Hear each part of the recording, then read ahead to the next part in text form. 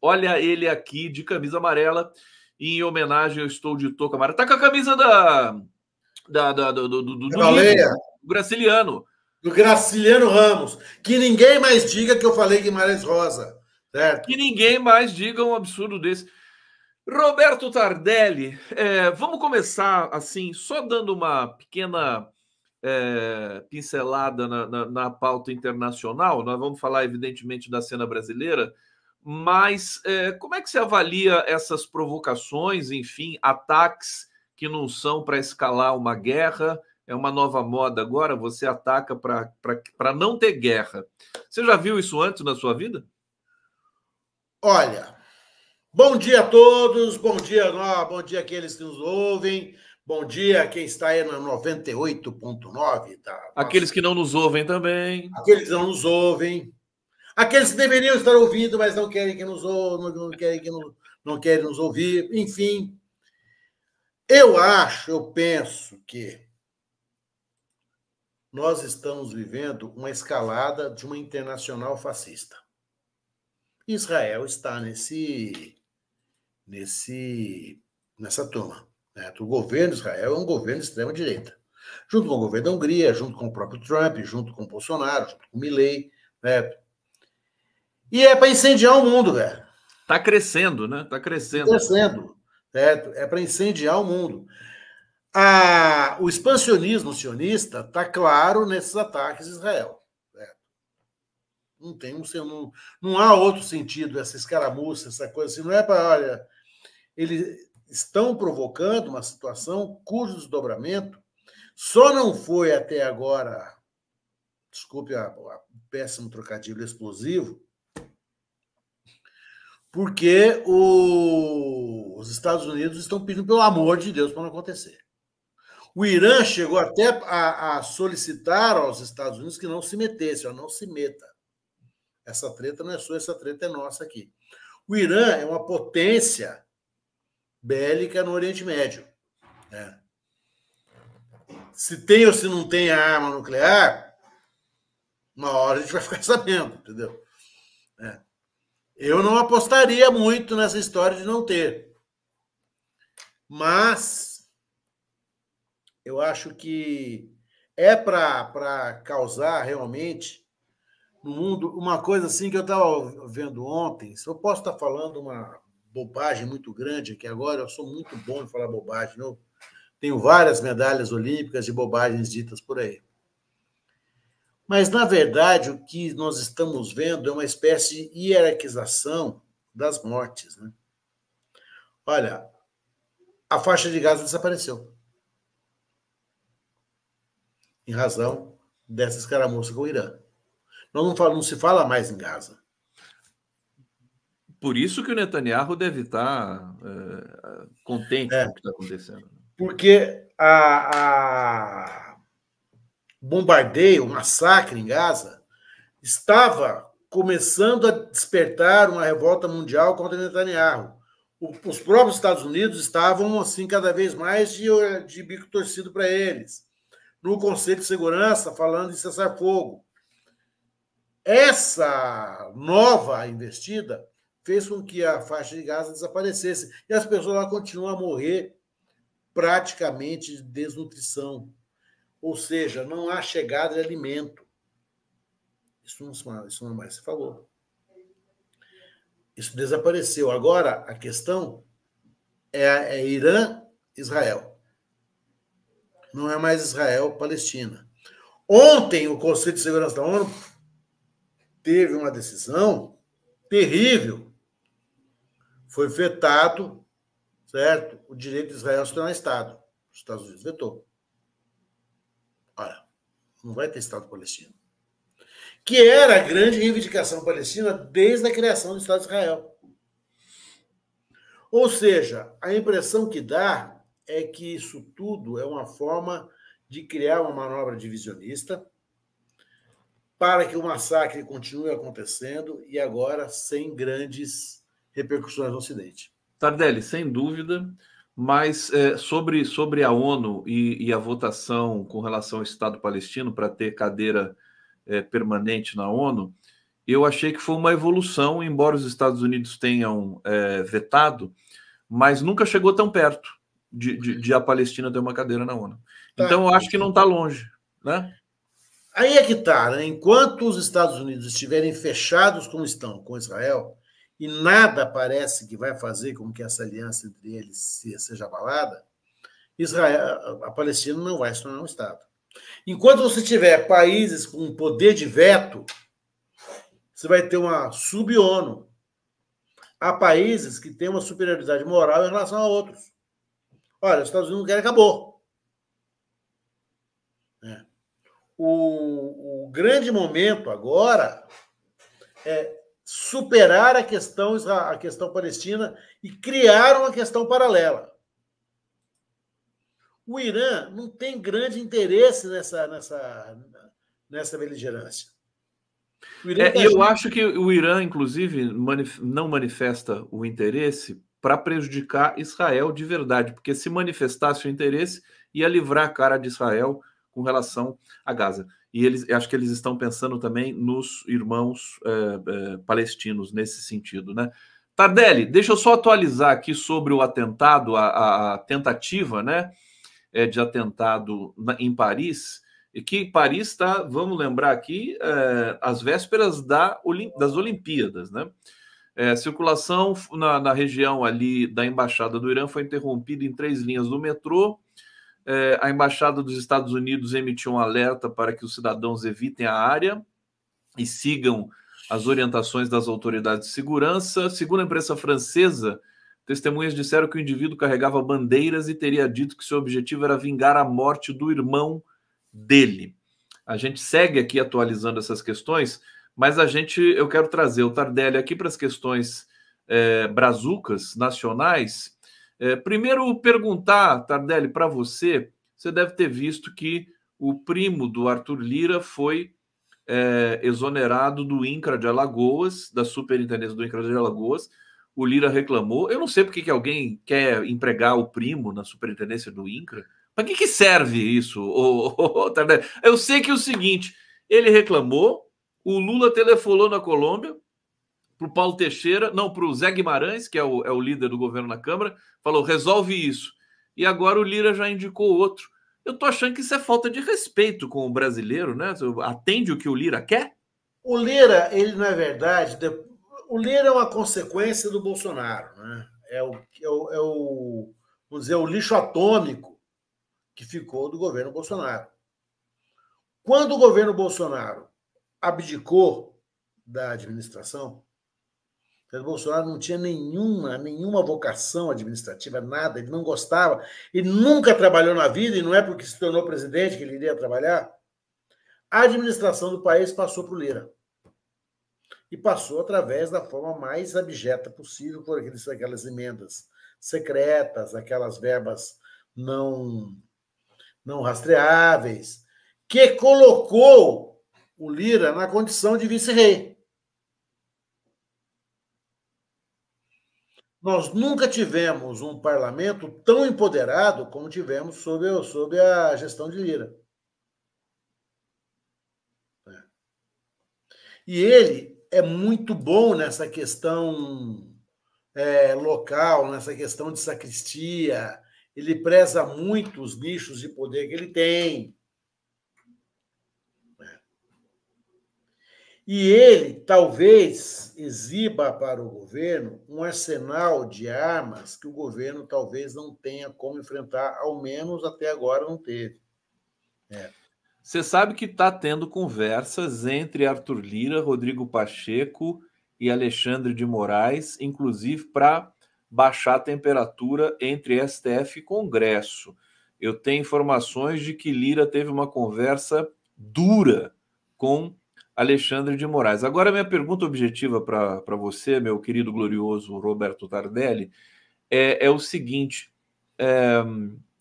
como é que um presidente da Câmara assim nomeia com essa facilidade? Você não acha que tem alguma coisa errada? Você não acha que o governo está dando muita trela?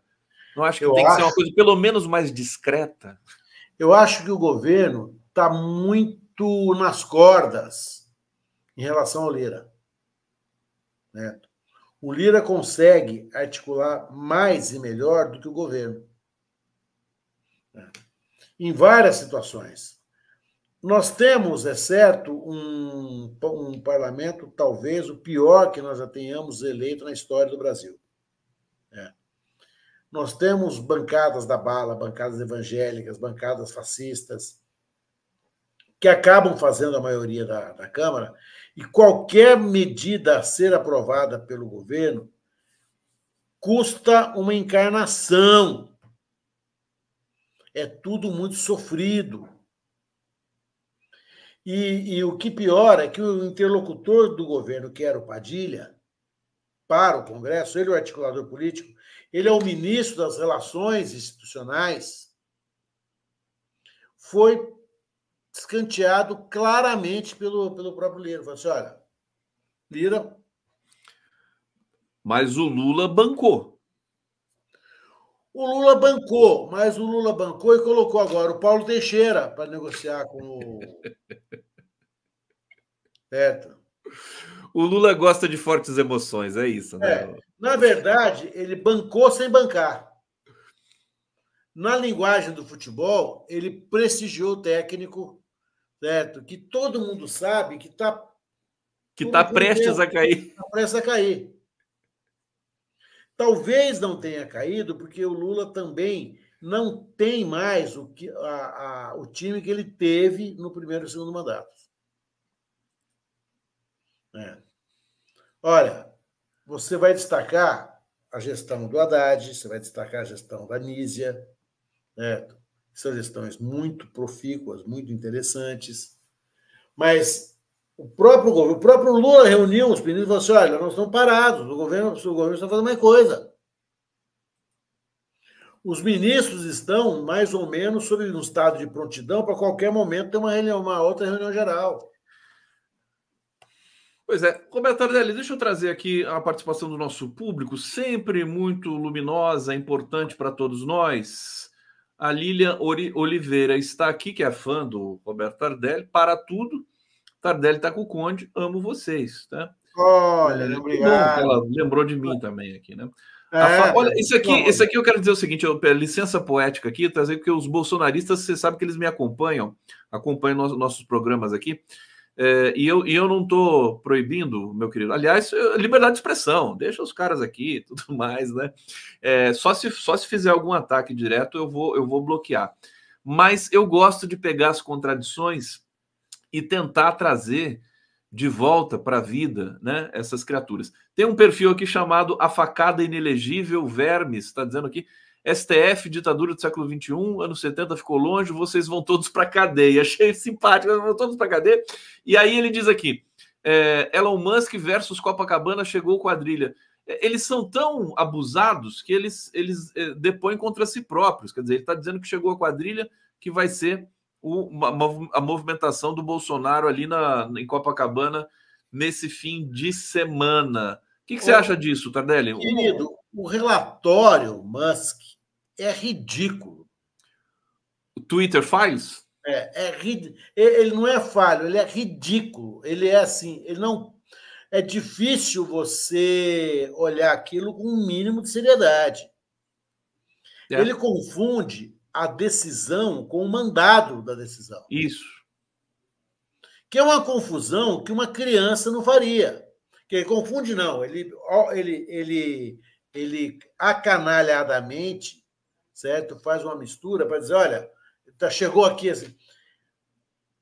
O artigo 96 da Constituição Federal, no parágrafo 2º, traz uma garantia para todos nós. Todas as decisões do Poder Judiciário hão de ser motivadas. Ou seja, nem o Alexandre de Moraes, nem o juiz de Quixeramobim, nem o desembargador do Tocantins, ninguém do Judiciário pode acordar e falar assim, olha, hoje eu vou acabar com a vida de um monte de gente aí. Fala aí quem que eu quero. Porque ele não pode mais fazer isso. Ele nunca pôde.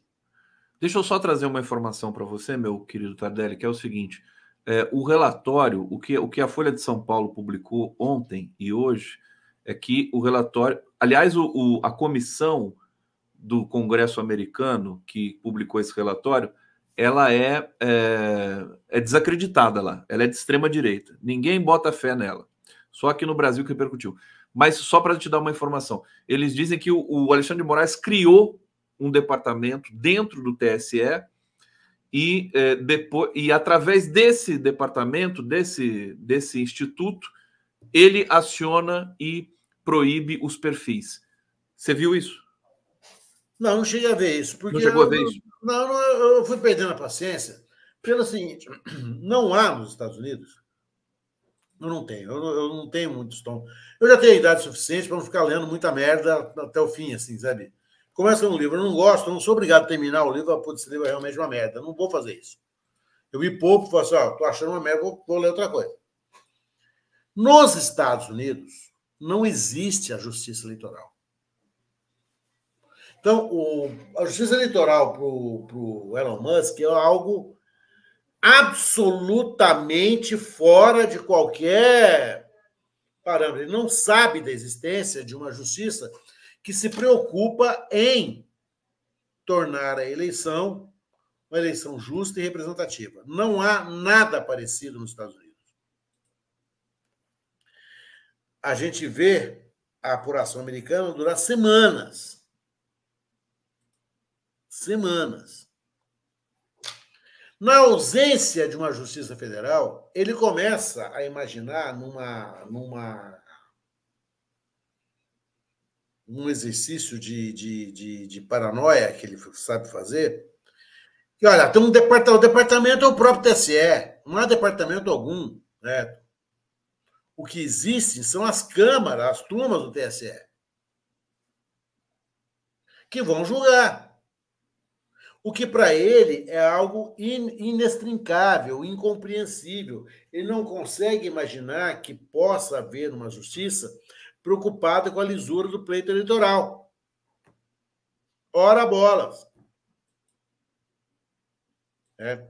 Aí ele começa a dizer essas coisas incongruentes todas.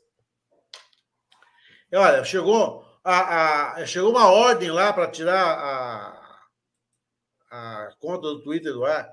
A ordem, ela é, certo, resultado de uma decisão. A decisão nunca é tomada, que é o que a gente chama de ofício, ou seja, da vontade do ministro sem ouvir ninguém.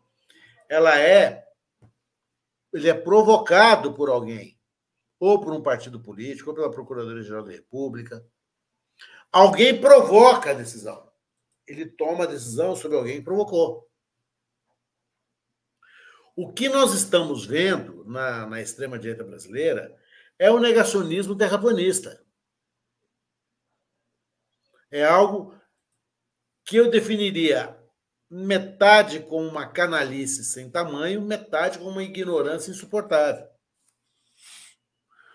Tardelli, você concorda que o Alexandre de Moraes está sob forte ataque, inclusive domesticamente, da imprensa brasileira? A imprensa brasileira. Ontem, inclusive, né, o judiciário teve uma cena que eu estava vendo agora há pouco, ridícula, do nosso filósofo Gabeira, na Globo News. Né, repreendendo a Daniela Lima? Repreendendo a Daniela Lima, um negócio que eu falei assim, olha, isso é aquele velho que acorda assim no meio da tarde e manda as crianças baixar a música, entendeu? Por quê? Porque, na verdade, tudo acontece quando há uma perspectiva da prisão de Bolsonaro. Se não houvesse a perspectiva da prisão de Bolsonaro, nenhuma prisão, nenhuma pressão haveria.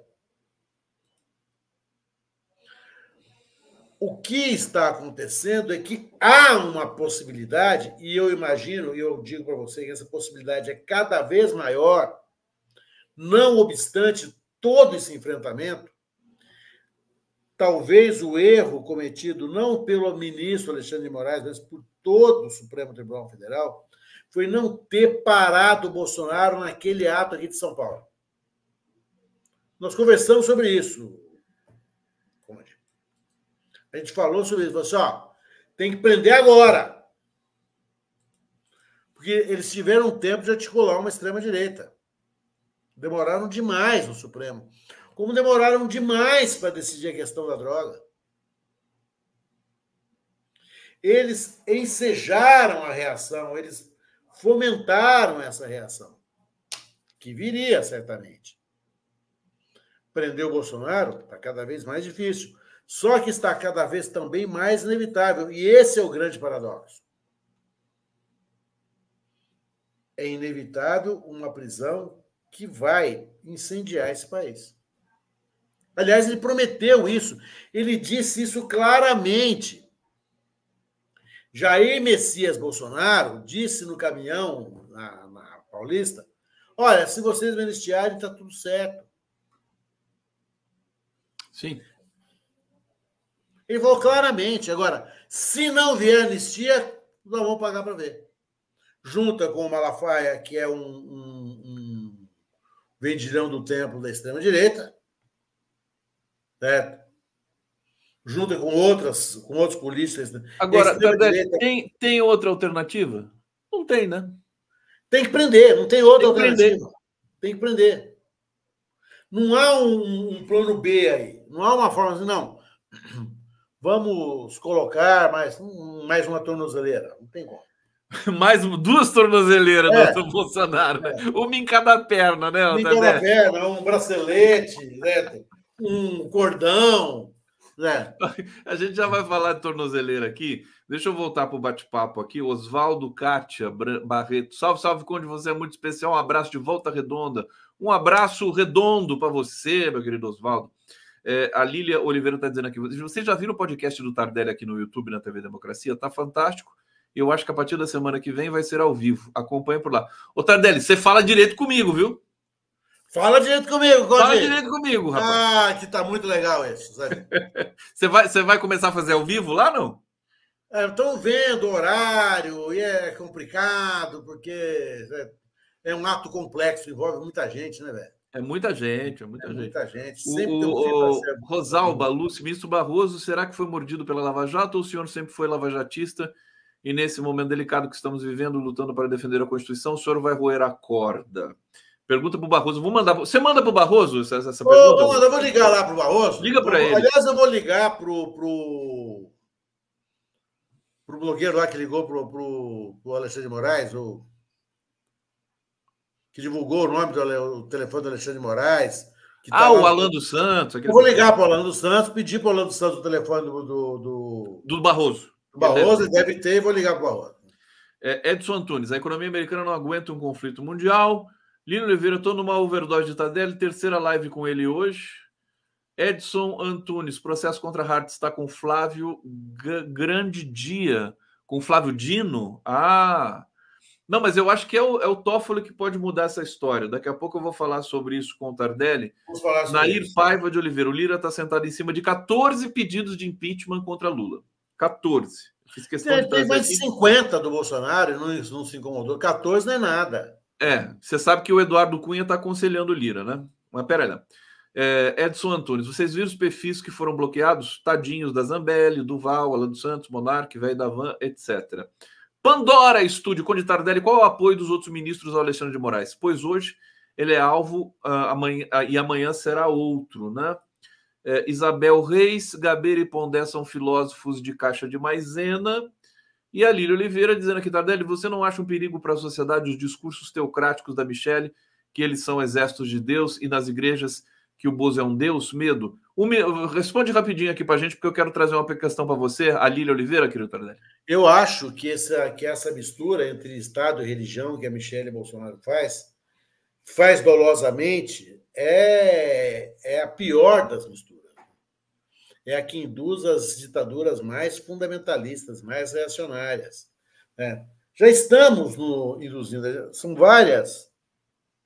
A gente vê as pessoas na rua, dessas igrejas mais primitivas, vamos dizer assim, mas um pouco essas mulheres não estão usando burca.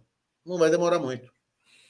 Ô, Tardelli, ontem nós ficamos sabendo que o Nunes Marques mandou tirar a tornozeleira do Rogério Andrade, o bicheiro Rogério Andrade, que é considerado o maior criminoso do Rio de Janeiro.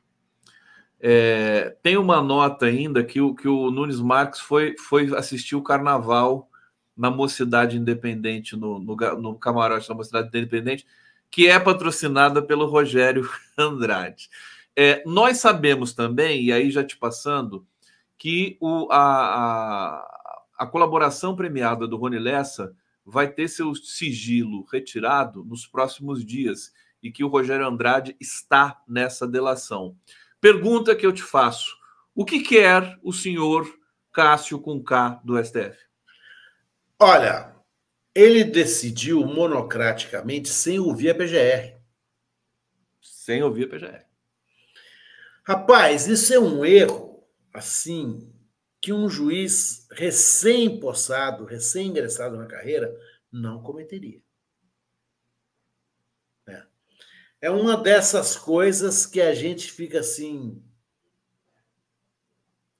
sabe, dá um mal-estar, porque o erro é muito grave, é um erro crasso demais.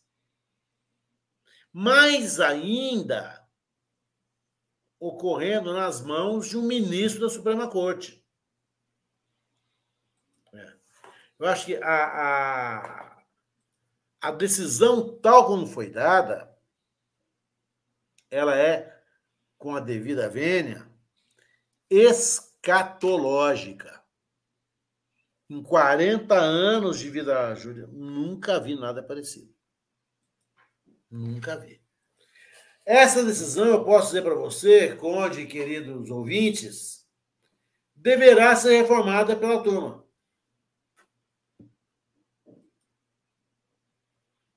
Porque ela padece de um vício que é insanável, cara. É um vício que não dá para consertar. Não dá para você passar pano em cima de uma decisão de soltura tomada sem a oitiva do Ministério Público. Isso não existe. Isso não existe. Ele deveria ter recebido o pedido do delegado do advogado. Claro que o advogado está aí para isso. Se o advogado não pedir minha liberdade, quem vai pedir? O despacho obrigatório do juiz, necessário e suficiente, seria vista a Procuradoria-Geral da República, após tornem concluídos. Vou decidir. Mas o que ele não pode decidir passando por cima de todo mundo. É muito difícil qualquer defesa de uma decisão dessa. Parece que os ministros ficaram chocados com essa... Porque o erro é porque eles não ficaram chocados com a soltura. Soltar, pode soltar. É uma consequência do pedido de soltura. Não é esse o problema. O problema é que, para essa soltura, o erro cometido foi um erro sem possibilidade de compreensão. Olha, não dá para... Um juiz substituto seria severamente divertido por seu corregedor. Você não pode fazer isso. Mas não posso soltar? Pode soltar todo mundo, querido. Não tem... O juiz pode soltar quem ele quiser, quem entender que pode ser solto. Notadamente, o juiz do Supremo Tribunal Federal, o Supremo Juiz da Suprema Corte. O que ele não pode é fazer isso sozinho, sair chutando lata na rua. Ele até pode, mas daí vai ter o pleno não, depois. Não pode. Não pode. Ele não pode. Mas não é proibido. É proibido. Ora. Não pode. Ele não pode. E é um não pode tão evidente, tão óbvio, tão conhecido, tão massificado, que eu não conheço nenhum outro caso semelhante. Olha, eu tive 30 anos na vida criminal do Ministério Público. Nunca vi nada parecido. Nada. Tem um internauta que está dizendo aqui, o Alexandre de Moraes pode decidir sozinho? O Alexandre de Moraes não decidiu sozinho. Ele não decidiu sobre prisão, não decretou prisão de ninguém. Todas as prisões foram decretadas pelo colegiado. O colegiado confirmou todas as decisões dele. O Alexandre de Moraes está tomando decisões cautelares que lhes são remetidas, que lhes são feitas pela Procuradoria-Geral da República. Ele não está agindo de ofício, ele não está agindo de moto próprio, nada. O que ele está fazendo é decidindo sobre pedidos que regularmente lhe foram feitos.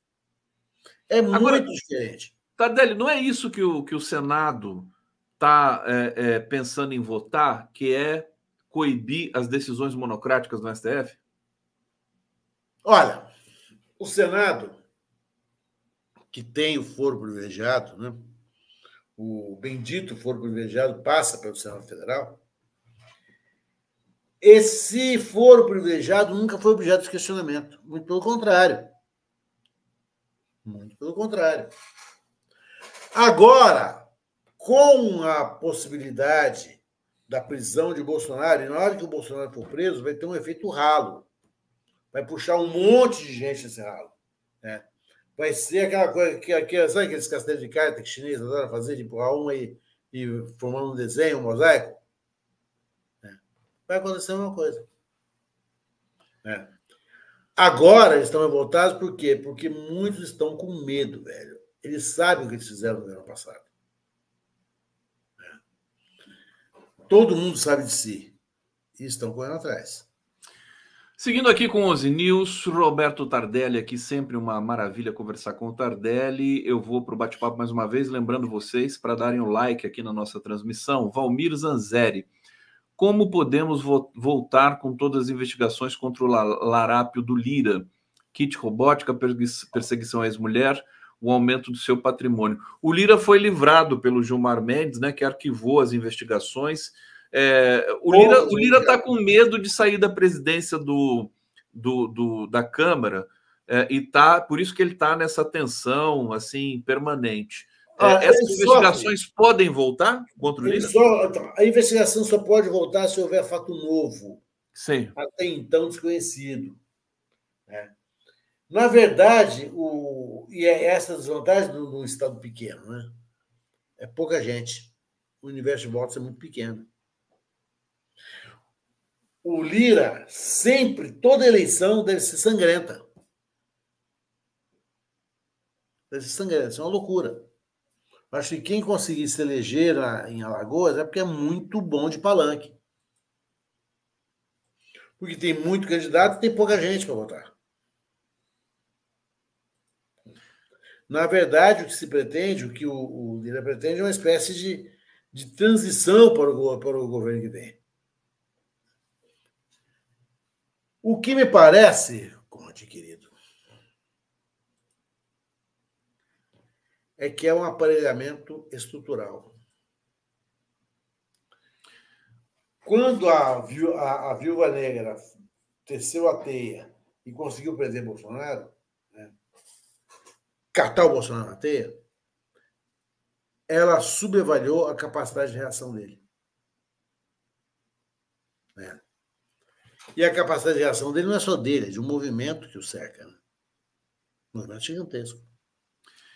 Roberto Tardelli, deixa eu trazer aqui mais uma questão para você, que é o seguinte, a reversão, né, da decisão da Gabriela Hartz. STF pode afastar novamente juízes da Lava Jato. A vara responsável pela operação ainda descumpre decisões do ministro Toffoli. E o ministro Toffoli pode restaurar o afastamento dos juízes federais Gabriela Hartz e Danilo Pereira Júnior, que foram tiveram seu afastamento cancelado por uma votação puxada pelo senhor Luiz Roberto Barroso. Fala um pouquinho desse imbróglio e dessa questão, meu querido Tardelli. A questão aí tem umas dificuldades para a gente entender. Seguinte, por que o Cabra quer ser presidente do TSE, presidente do CNJ, presidente do Supremo, presidente do Tribunal de Justiça? Porque na presidência ele tem a prerrogativa de pautar os julgamentos. É uma pauta que é dele. A Gabriela Hartz, no CNJ, estava respondendo ao processo administrativo disciplinar, popularmente conhecido nas bocas da parada como PAD. O PAD tem um prazo curto de prescrição. Ele precisa ser julgado. Ora, o presidente que tem a prerrogativa da pauta não colocava o caso em julgamento. Ele chegou a pular o caso Hart. Do lado de lá da cerca, tem um outro cabra muito poderoso, cheio de raio no bolso, né, que é o Corregedor Nacional da Justiça. Este, na pessoa hoje do Luiz Felipe Salomão, ministro do STJ. Bom, então você tem, dois cachorros grandes que se estranharam.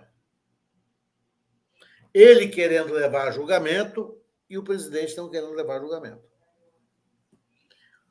O Luiz Felipe Salomão faz uma coisa que até então eu também nunca tinha visto. Realmente nunca tinha visto. Ele afasta a juíza por decisão dele, liminar. Ele criou uma crise. Criada essa crise, obrigatoriamente, o ministro Barroso teve que colocar o assunto em pauta. Entendeu o que eu estou te falando, não? Estou entendendo perfeitamente. Ora, não tem precedente, né? Ocorre, porém, que o presidente ele é o último que fala. Ele é a voz da temperança, a voz do bom senso, a voz do melhor direito, porque ele ouviu todo mundo. Ele consegue fazer... Olha, chegou o nosso grande Jeff. Viva Miola! Siga, Tardelli. Prazer te ouvir aqui. Um abraço grande para ti e para o Conde. Oi, outro, Jeff. Ele consegue dar um tiro nesse que tem a prerrogativa da pauta. O que ele faz? Ele cria um fato. E obriga o Barroso a agir. Só que o Barroso ele fica tão irritado que ele passa a linha amarela do metrô, sabe aquela linha amarela de... E ele antecipa e anuncia o seu voto, ao contrário do que tradicionalmente é feito. Nossa, eu não me lembro de uma outra hipótese, eu não me lembro de uma outra situação.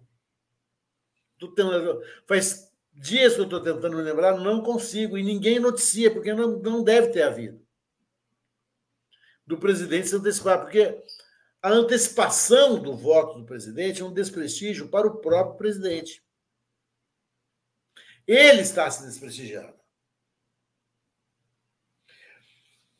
Mas aí vem aquela defesa do Bolsonaro gigantesca. O Barroso, ele é um dos lavajatistas de primeira hora. O Nassif disse que ele falou como advogado da Gabriela. Ele falou como advogado da Gabriela. Certo? E ele falou como advogado e falou uma coisa que ele não poderia ter falado jamais. Porque ele criou uma situação para ele muito embaraçosa. O que ele falou? Falou assim, ó, os juízes não fizeram nada de errado. Veio do Ministério Público. Aquilo que veio do Ministério Público, ele não suspeita. A gente imagina boa-fé. O que ele está dizendo? O que ele disse? A má-fé está no MP. Não está no Judiciário. Ele coloca a Gabriela Hart como vítima de uma armação de meia dúzia de promotores e procuradores da República. Ou seja, ele jogou a bomba no colo do Dallagnol e companhia limitada. Logo do Dallagnol, que é tão amigo dele, né, o Tardelli? Então, tão amigo do Barroso. Mas é que tá, não há amizade isso aí, né, velho? Claro que não. Não, amizade. Não é como o Jeff e eu que te amamos, entendeu? Não é de jeito amor, nenhum. Olha eu no meio desses dois aqui, que maravilha. Jefferson Miola chegando com a gente aqui no 11 News para a gente seguir. Miola, quer fazer um comentário com o Tardelli aqui antes? E o amor do Tardelli por ti, que é idêntico ao meu por ti, ele está expressado aqui na combinação da cor da camiseta do Tardelli com o teu gorro. Vê Exatamente. só. Vê só. É. Quer demonstração de um afeto maior do que esse? Não existe, né, Tardelli? A próxima vez vou usar um gorrinho também, um quipazinho, igual do Corinthians. Meu querido Roberto Tardelli, ó, nesse fim de semana nós temos cobertura da micareta vamos acompanhar a micareta domingo. Beijo, meu querido. Beijo, Jeff. Tchau, querido.